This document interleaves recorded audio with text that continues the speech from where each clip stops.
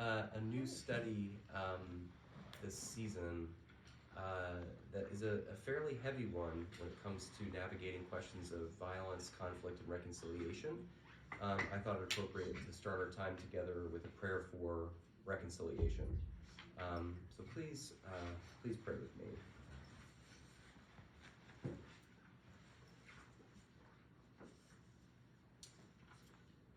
Where there is separation, there is pain. And where there is pain, there is a story. And where there is story, there is understanding and misunderstanding, listening and not listening. May we, separated peoples, estranged strangers, unfriended families, divided communities, turn toward each other and turn toward our stories with understanding and listening, with argument and acceptance, with challenge, change, and consolation. Because if God is to be found, God will be found in the space between. Amen. All right. I'm just trying to gauge where we are today. How many were able to get a hold of the book before today? That's great. Here's an extra. I brought 2 in from Holly. Does Perfect. anybody need one? We'll take one. Thank you. There we go. And Okay. Well- Well, she got more coming. It's all right. there are Yeah. more coming, and You mean to take yours? That's I fine. thought she said she had to. That's all right. Sarah Lee That's fine. has one. there we go. We'll get more. Probably And not we'll one try to time shape every today's time. discussion in such a way that if you don't have a copy or if you haven't started reading yet, that's okay. The book is around 200 pages. It's also very, very readable. It's primarily stories of Elias Chacour's experiences. I find it really accessible, and so what I'm proposing that we do is aim to read this book over the course of January. And so if we're thinking about today in addition to the next 4 weeks, around 40 pages a week or so, it's about 5 chapters at a time. They're not long, but my intention is also that when we kind of gather, we're not trying to get through every single page. What I'm curious about is what is interesting to you. And so, yes. There's a good YouTube that shows actual places where he walked and lived and things Fantastic. he did. Yeah. So if you don't have the book, you Yeah. can just go online and Yeah. it's real interesting to see his home in the town that was destroyed and so forth. Absolutely, that sounds great. Yeah, there's a lot of great resources. This guy has been active in ministry for many years. This book is a reflection on his experience. It was published in '91, and by then he had already been active for decades. And he's still living. He's no longer practicing this ministry at this point, but you can tell he's got a lot of history behind him. So there's a lot of resources out there, and each week I'll have an agenda. I'll have a couple of things I'm interested to talk about, but primarily I'm interested to hear what interests you. And so if there are particular sections of the chapters that stuck out to you or raised questions for you, bring those with you, and we'll talk about them together. Does that sound like a plan? Okay. So I want to start with a broad question. One of the main things that Elias Chacour was involved with, and that was like a particularly important part of his ministry. It's where the preface begins. It's sort of getting us caught up on where things have landed. Is getting a high school established that was growing into even a university type setting that would be a place where Arab, Israeli, Christian, Jew, Muslim, all of these people could live together and study together and learn together. So a broad question that I have for us to begin is, what is the importance of education in the work of reconciliation? What do you think?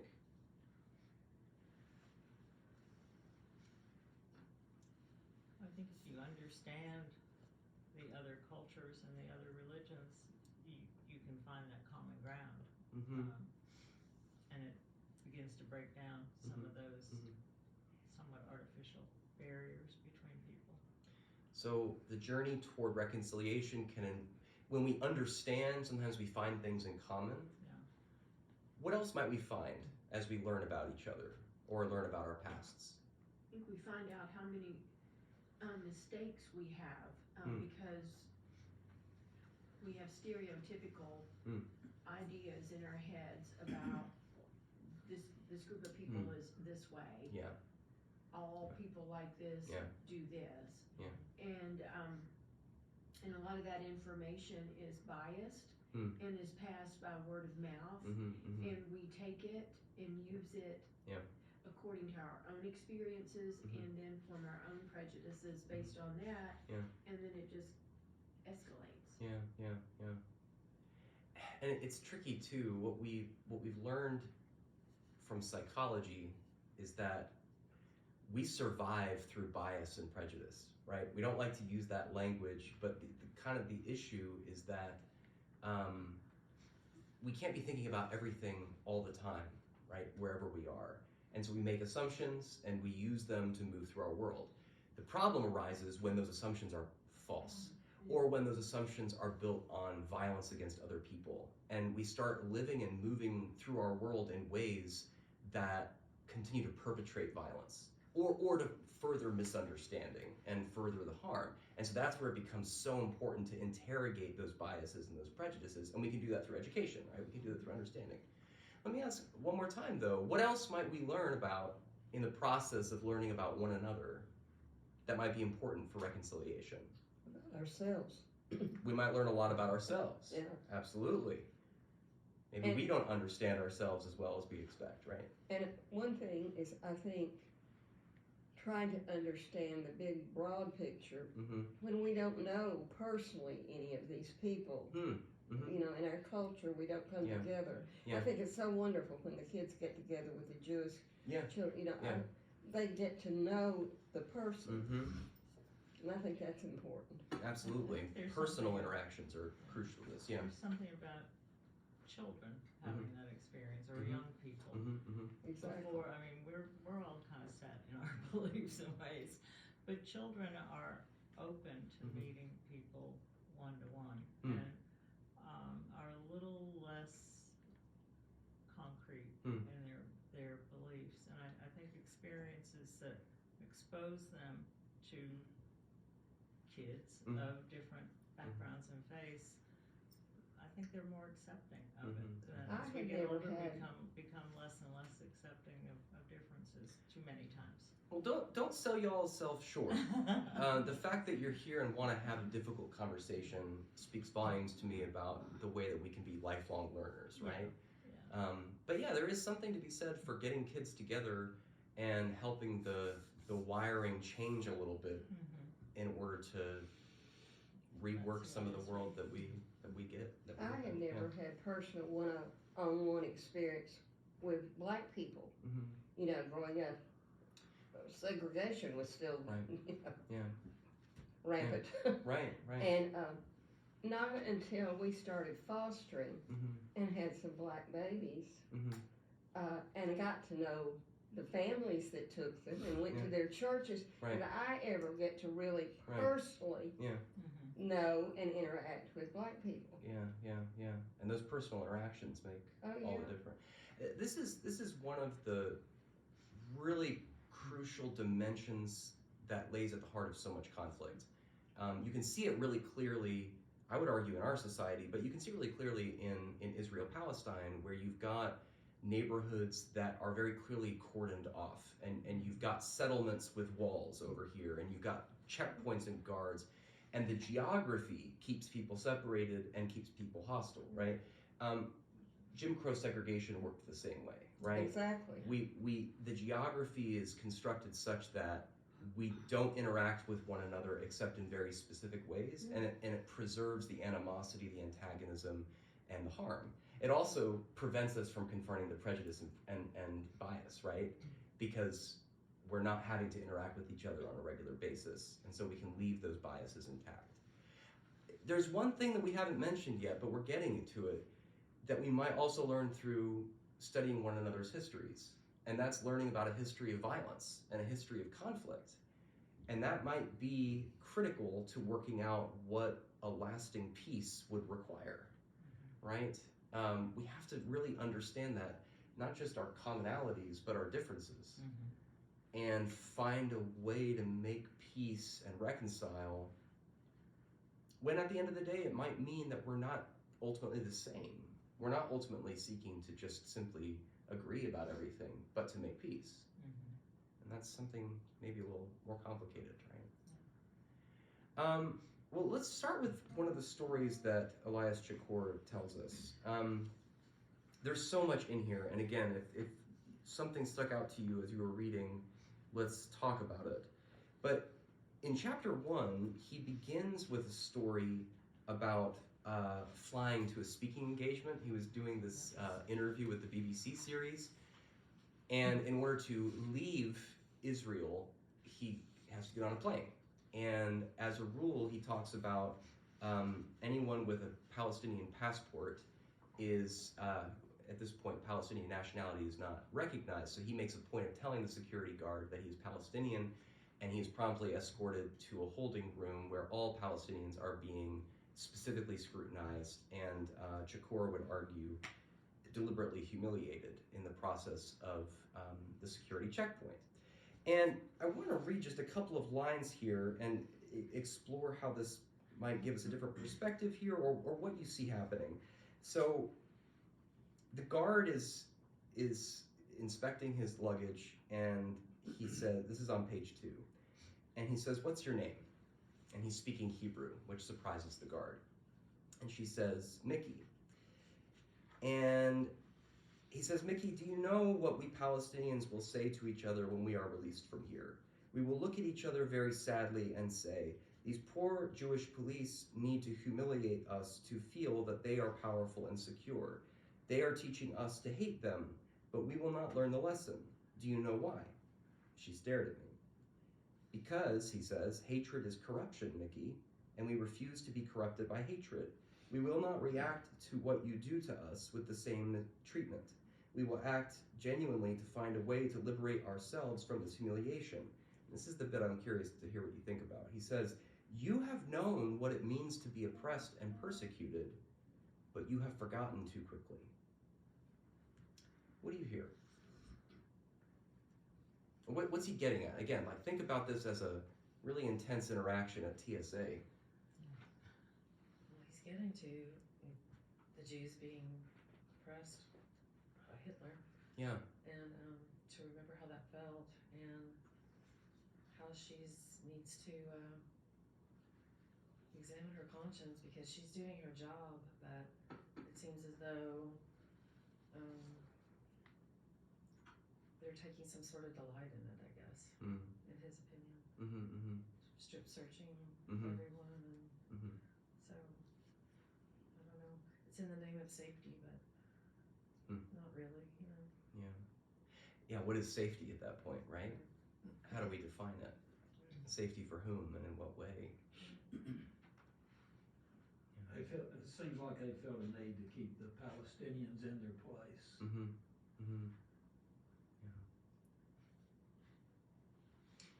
But is that any different than the U.S. with black folks? Right, after emancipation. That's why they couldn't be educated, they couldn't go to school. But I'll say this, none of us could understand what the Israelis go through when you're totally surrounded by enemies. You know, we've never been in that situation. So that's something that's hard to understand. Yeah, and that's important, because again, if we're seeking understanding, we need to take that experience really seriously. And so without kind of diminishing the fear or the threat, also recognizing, is the answer to that to intensify that internal kind of security measure, right?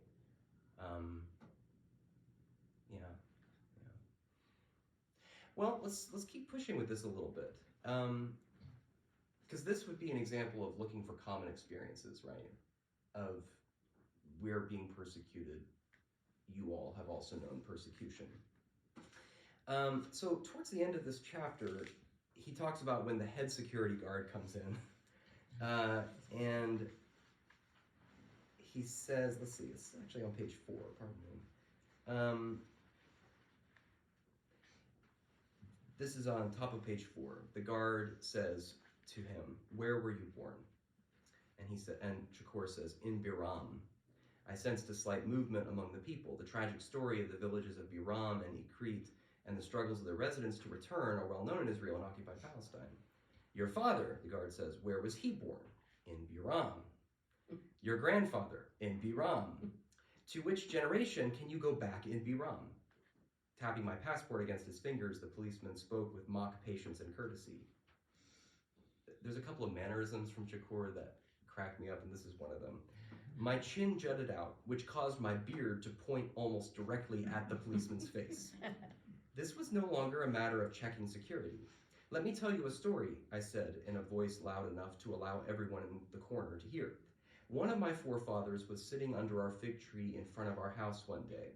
He was eating figs and enjoying God's gift to him in the land of our ancestors. Suddenly, he saw down the path a poor stranger, a foreigner, who was poorly dressed. His feet were bare, he was covered with dust, and he was tired, hungry, and thirsty. He looked scared. My forefather called to him. The stranger came. He was given food to eat, water to drink, clothes to wear, and a place to rest. The policeman tapped his foot impatiently on the floor. The Palestinians seemed to hold their breath. All inspection work was forgotten. And then, after the foreigner was rested and about to leave, my ancestor asked him his name. He discovered that the foreigner was your forefather, Abraham, coming from Iraq, Mesopotamia, a Gentile among a Gentile nation. And then he says a collective sigh escaped from the Palestinians.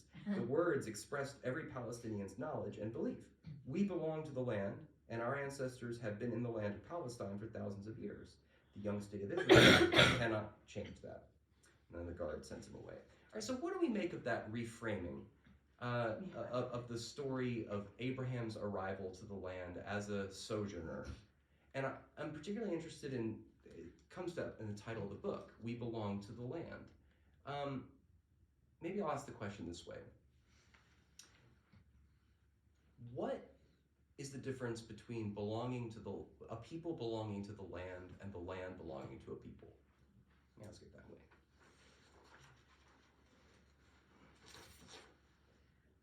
I think it's about how you care for the land. If it's yours, then you can do what you want with it, but the opposite, then you are responsible for taking care of it. I think of Native Americans. Mm-hmm. They belong to the land.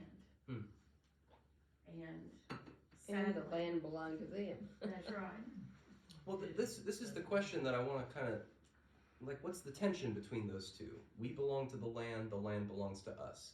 Are those the same statement? I don't think so. What's the One difference? is taking possession. Okay. One is being of the land and appreciating and loving it. And I think about deep roots and the whole history of a family or a person is in that land. There's a big difference in consciousness if you're a native as opposed to you're a conqueror. Yes. Yes. And then there's the Romani people don't believe you should own land. That Okay. the land is open for all of them Right. to use. The gods, everybody. So, would either of these frameworks change the way we think about strangers coming to a land? Whether we belong to the land or the land belongs to us, how does each one of those perspectives change the way we view guests coming in or new people arriving, new arrivals? What do you think about all those people in Texas with the, how many thousands people came in over the weekend? Over the last few days from Venezuela and, you know, South and Central America. I think if you go back to Native Americans, they initially welcomed people to their land until it became apparent that it was not, that they didn't feel the same about the land and were abusive.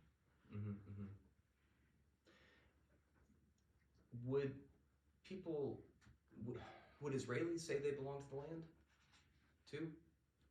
What I'm trying to, yeah, they would, Yeah. right? What I'm trying to get at here is how do we navigate then multiple claims to belonging?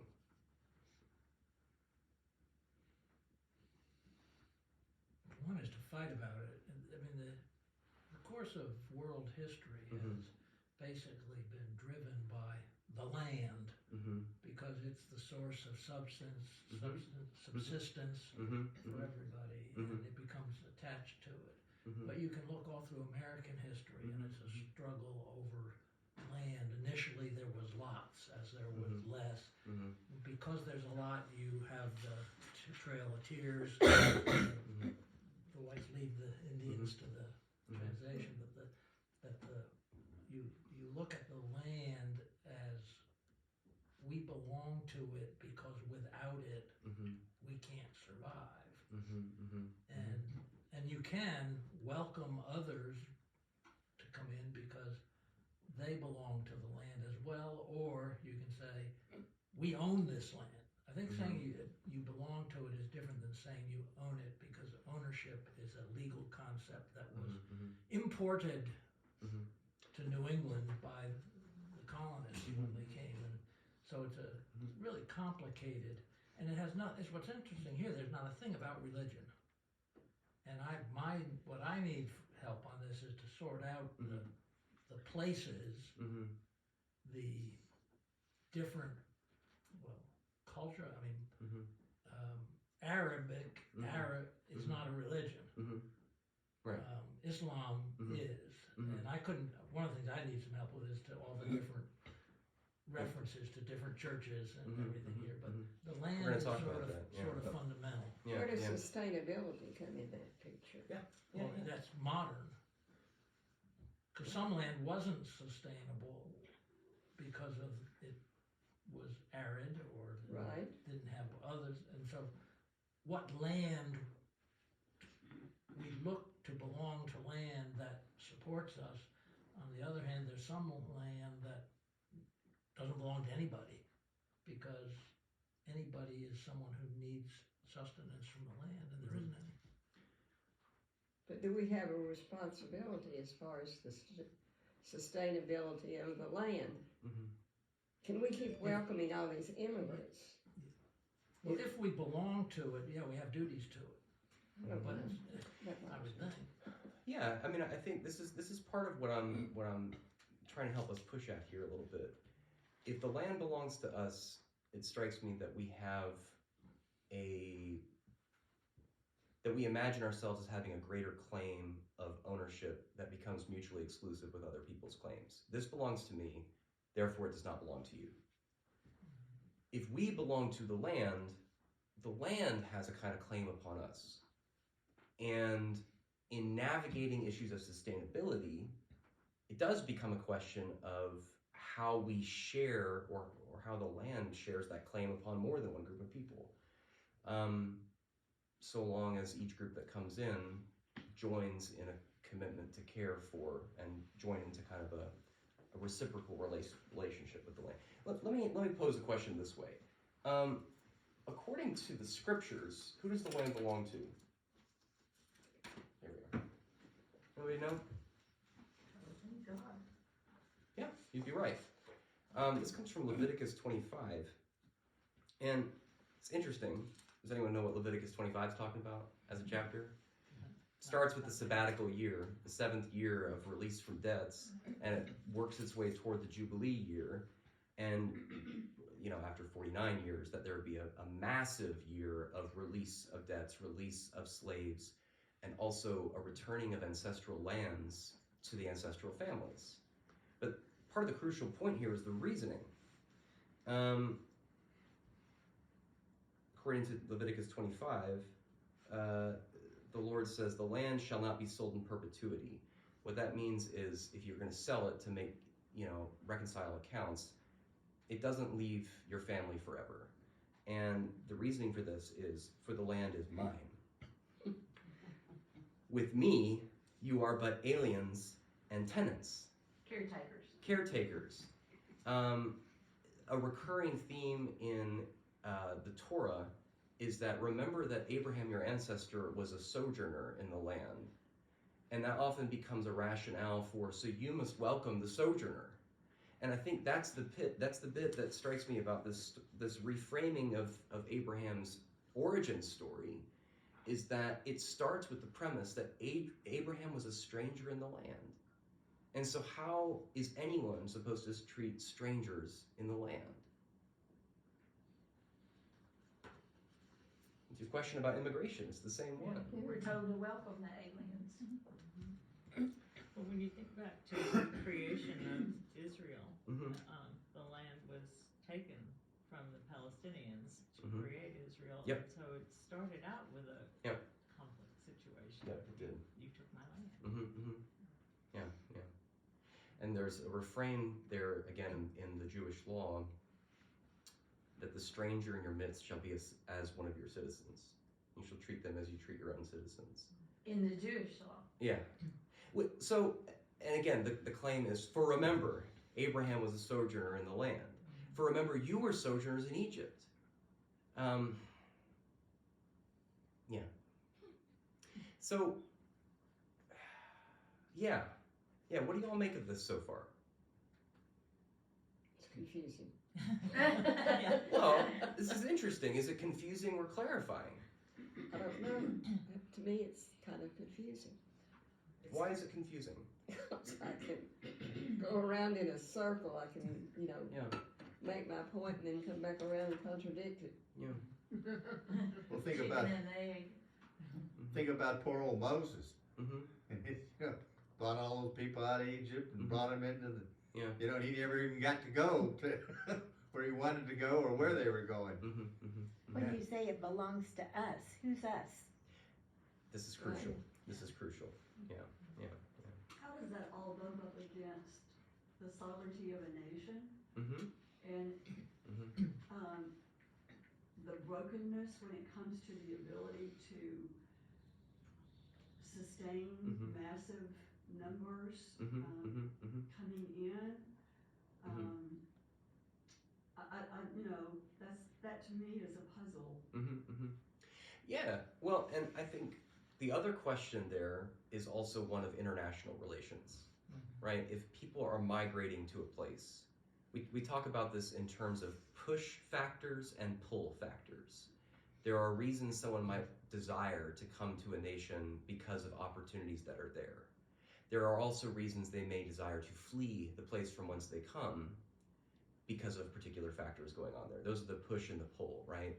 And so this is where things become really difficult and complicated in questions of immigration, is because they also become questions of international relations and what are the responsibilities of different countries to one another in order to secure something more equitable as far as a global arrangement of power. If we just assert kind of national sovereignty without addressing those international questions, what we end up doing is what we've done the last 100 years in the United States. We harden the border without addressing the reasons people flee. And then we end up with increased border As you security. said, it's international relations. Exactly, And yeah. so Yeah. it takes two. Oh yeah, or it takes three, more than or- two. Or 20 Yeah. to agree Yeah. to work together. Yeah. Without a doubt. And as the world grows smaller, it becomes way more complicated. It does. Yeah. Well, so one of my favorite things about this conversation so far is you've already seen how reflecting on relationships here shape conversations about our relationships with the land here, right? And I love that. I want to steer us back to the land of Israel, Palestine, a little bit longer though. So you asked a question about religion and religious tradition. Does anyone know the denomination that Elias Chacour comes from? He talks about, in what tradition is he a Christian priest? It seems to be a version of Catholicism. This is helpful. He says that there's multiple names for this tradition. He calls it the Melkite Catholic Church. Yeah. But he Greek often... Catholic. Say again? It's Greek Catholic. Is what it says. Melkite, Melkite Greek Catholic Church. And so the reason for this is that so you've got Catholicism, you've got Orthodoxy, you have our world of Protestantisms. The Melkite Catholic Church is very much like the Orthodox Church in its liturgy, in its tradition, in its history. However, at a certain point in time, they chose to join with the King of Constantinople in his alliance with the Roman Catholic Church. And so they have this Catholic umbrella. They're in communion with the Pope, but they look basically like Greek Orthodox. Does that make sense? Yeah. Okay, so the reason I ask this is because for the first 5 chapters or so, primarily what we're hearing about is conflicts and relationships among Christians. Why might that be an important place to begin in sort of looking at church history in this land? How long have there been Christians in Galilee? 2,000 years. This is right. Yeah. He's just a stone's throw from Nazareth in Ibilene, right? Why might it be important to begin a conversation about peacemaking and reconciliation in Israel-Palestine with a conversation about church history and conflicts among Christians? It's where it started. This is interesting. Let's explore this a bit more, right? Yeah. Why start with this?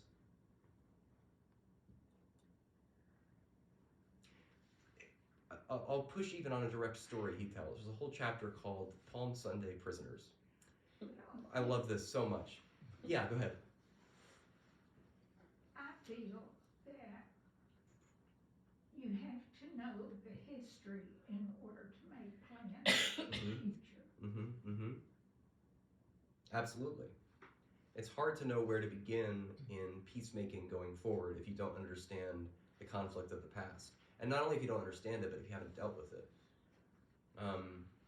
Which brings me to this chapter. So on Palm Sunday of his first year there, he comes to discover there's quite a bit of conflict in his community. And as I recount this, I think about, gosh, what if I did this? How would this... and what he decides to do on Palm Sunday, when he has extra high attendance, and he sees that everyone's crowded in, pushed up against each other, and there are so many people in this room who hate each other. And what he decides to do after the service is over is lock the door and tell everybody that they're not allowed to leave until they reconcile with each other. He says, I hold the key. If you want it, you'll either have to kill me and take it, or make peace with each other. Now, he had also got such great attendance because he was such a great Christian. In what way? How was he practicing? Yeah. He appreciated and respected the other religions. Peace advocate and an education advocate.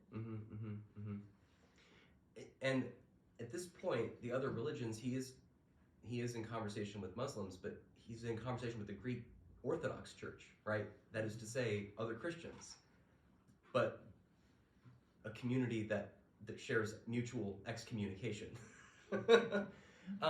Again, it's sort of like, why start here? Well, it seems to me that if you can't get along with people who have the same basic beliefs over just like petty little stuff, basically, how are you ever gonna encompass beliefs that don't even align with yours? It's like, I just look at the Presbyterian Church and all the fractures and it's just basically petty stuff, and we can't even get along there. It's incredible to me. You look at the Methodist Church right now. Yeah. Going through the same growing pains the Presbyterians went through 7 years ago. And, right. Lutherans, Episcopalians before that. Yeah, so, I mean, putting it bluntly, what can we say about Christian-Muslim reconciliation if we Christians can't get along in the first place? Or what business do we have saying to nations that they ought to work for peace when our Christian denominations have fractured and abandoned peace for centuries? True. look at Ireland, you know, Look at America in the Civil War and the Presbyterian Church.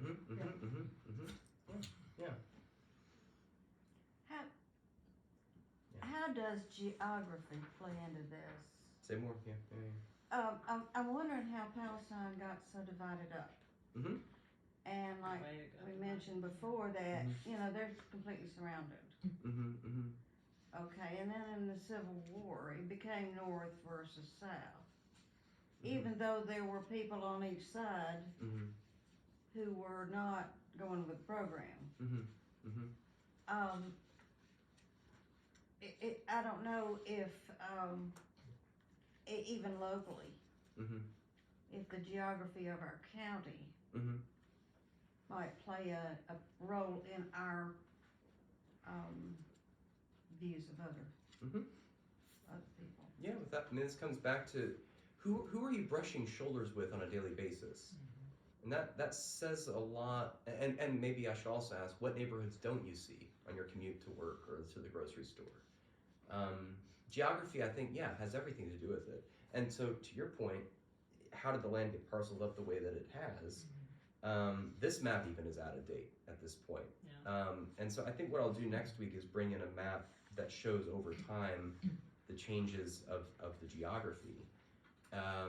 But yeah, initially in the late 40s, when the State of Israel was created as sort of a joint venture, the United Nations, the United States, to create a homeland for the Jewish diaspora, the initial idea was the people who already lived there would also have their own land within the bounds. Part of what Shakur recounts to us is the experience of Zionist. Now, this is an important distinction. What do we mean when we say Zionist? Yeah, this is why I want to ask. It identifies a specific ideology. Does anyone know? Chosen? Are they the chosen people? It's getting there, yeah. Zion is another name in biblical literature for not just the land of Israel, but often the specific hill of Jerusalem. And so if you can kind of imagine a lot of the prophetic literature, a lot of the biblical imagination, Zion as a place that God has given a group of people, and specifically giving them a charter to eliminate anyone who's already there. And so when we think of it today, I mean, it's religious nationalism is what it comes down to. And so what Shakur is describing in his experiences of his own home village, where his father and father's father had kind of grown up, is that Zionist soldiers, these are Israeli soldiers with a specific drive, come to the village saying, "Get out now, an attack is coming." And they leave, seeking safety. No attack was coming. It was a trick to get them out of town. And now the land is taken. And so you kind of get story after story of this, and then you see how these borders start to change. How did we get there? Geography. The geography is shifting, and it's created, right? It's constructed. Remember, we belong to the land, so I think the geography of the land defines an awful lot with respect to the people who were there in the first place, came in there, eventually stayed there, and at some point, the land forced them to leave, to go somewhere else. And that's trying to sort out the role of God's land as it takes form on the earth. And maybe elsewhere, I don't know. Well, Ukraine, Russia, it's Russia trying to get more land. And we're going to see more of it with global displacement because of climate change. Right. You know, and how are nations going to react to those folks displaced? You know, as resources become scarcer, right? And moving from New England to Tennessee. Right. That's sort of funny. I was told I couldn't claim to be a Tennessean until I was here at least 2 years under the ground. It's an example. I'm working on it, though. Yeah, that's right. Tell you what, you want to worry about it. I was born in Montana and went to Tennessee. You talk about being different. But the land becomes almost idealized you know, that it's all about that. Yeah. About the control. Right. You know, it says here that even the Zionist movement is fractured. Yeah. That there are different ideologies in it. Yeah. And they can't. Yeah. I imagine it's a lot like Hamas. Could be. You know, there are different parts of it. You know. Yeah, and distinctions between Hamas, the general populace. Exactly. Distinctions within the general populace too. Yeah. Anytime we paint a whole group with one brush, you're right. We absolutely miss something. We have to, and this comes back to really the issue of why start within the church walls, right? We have our own disagreements, conflicts, divisions. What do you think we learn from the experience of peacemaking among Christians? Middle ground. I wish the politicians would think the same way. Yeah, we'll leave them alone for a little bit. Good idea. Well, no. This is genuinely part of the point. Is that we have our own problems. Why did we come here instead of a different church? Why are there so many churches on every other street corner? Right. We gather with people who are like us and exclude. So part of it comes from like a set of similarities, maybe, that map onto socioeconomic status, could map on common interests, but also ideas too, right? Race, ethnicity, but also why did you choose to come to a Presbyterian church instead of to a Catholic church, right? Well, geography again. Could be, yeah. And how Because you look around and a Yeah. lot of people live close enough to the church, you know, that they can get here easily, and particularly with Alcoa Highway. Yeah. But the way you were raised too, makes a big difference. Right. What did my parents do? Yeah. Our daughter brought us here, so we got here because she came to the youth group, and we were Methodist, and there wasn't that much difference, you know. Yeah. Well, and like I think there's a lot of denominational fights that we don't necessarily have as much anymore, right? Yeah. So I don't want to push this too hard, but I do want to sit with this as a genuine problem, right? What would we learn about peacemaking globally that we could learn through the process of peacemaking within the church first? I mean, what do we do when we have a conflict with another church member within our own congregation? Sometimes we just go find another church. Yeah. Right? Imagine being locked in the doors and having to deal. I mean, one of the people he's talking about is one of his church members who's standing there in an Israeli police uniform. And because of how crowded it was that day, people couldn't avoid him. They were pushed up next to him. That proximity forces us into a place of having to make peace. Right? Were you going to say something? Well, if there's a conflict, one, pray about it. Two, sit down and face-to-face talk about it. Yeah. And I think that's what the peacemaking organizations. We have to have the mindset that I may change a little bit and give, because some will come to the table and it's got to be my way. Yeah. And learning to listen to the other person or the other group. Sometimes we're so busy thinking of how we'll Maybe respond that we don't hear right that. on something. Maybe I'm wrong. Yeah. I really like the Need to first listen. 4 or 5 sentences of the prayer you started with. And particularly when it comes to where there's a separation, there's a story. There's a story. That's right. So you gotta find the story. Yeah. That's part of where the history becomes really important, right? Understanding how we got to where we are by learning the story and learning to listen, learning to be challenged, also learning to argue about it. That's why he wanted the church, the high school so much, because he knew that would happen among the kids. That's right. And you have to have compromise through all of this based on your knowledge of the past.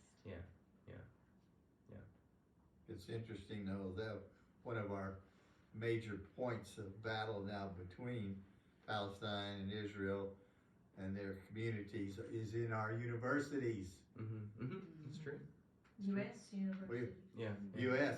You know, we've had what one of them actually got kicked out, and the one in Harvard, they said, "Oh no, you know, we want her," and as well they should. But this is our center of our education. You know, the professionals and all the educators, and they're battling it out. But they may be as bad at it as the churches in dealing with these kind I of agree. issues. And which one group is worse?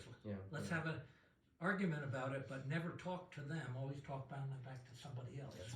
Because that's how a lot of the conflicts within a church. What's the sense in having a discussion or argument with the other side when I'm right? Well, okay, so you bring up a good point, which is coming to the table to explore, discuss, and seek understanding does not have to require conceding your claim, right? It doesn't have to mean just assuming that there is no truth here and that compromise means nothing ultimately matters. That does a disservice to the history, right? Part of the importance of learning the history is learning the hard facts of the conflict and the past and why people care about what they care about. I remember when I visited Israel as part of a study tour. You all have heard this story, I think. One of the most prominent memories for me was going to the Church of the Holy Sepulchre, which is the place that the tradition says Jesus was crucified, and then the church complex includes the place of the crucifixion as well as the place of the burial.